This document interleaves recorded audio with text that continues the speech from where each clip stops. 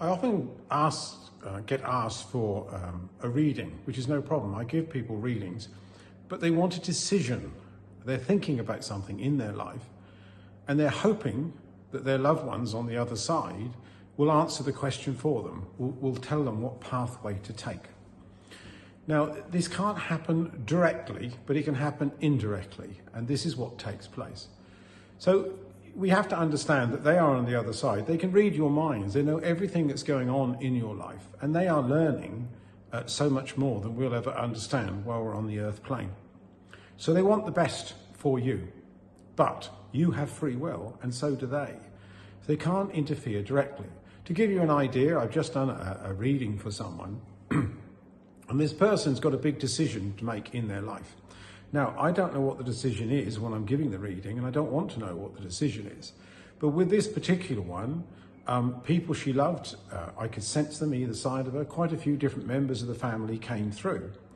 And she regularly senses these people anyway.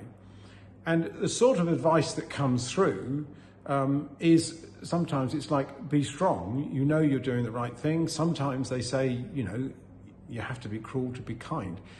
The point is, advice is coming through. They will not say, do this, or they will not say, do that. That's not what's happening with this. But they can come through with love, the comfort, with understanding, and regularly they often say, be strong, you know what you've got to do. And often you think, well, why can't they be more specific? They can't interfere directly with your free will, but they always act on love. So with the last reading, when they're saying, be strong, go with your decision, you can do it, you're stronger than what you think.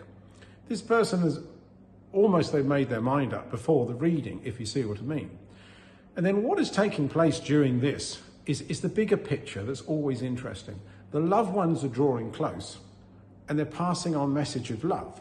And they know with these words that they'll understand it, but they're not telling them directly what will do.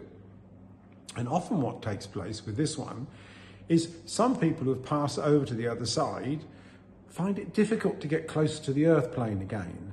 But when their loved ones having a reading, and especially when it's done in my home here, in this sanctuary, whatever you want to call it, there is a beauty here, there's an atmosphere here. So that person on the other side finds it far easier to draw close. So when you're giving a reading like this, you're helping the person you're giving a reading to, and this was a reading over Zoom, and at the same time, what we don't understand is the people coming through are being helped. And also, how lovely is it for those coming through who've been watching their loved ones for so long? You imagine how beautiful it is for them to be able to draw close at this time. So they take advantage of the situation as well.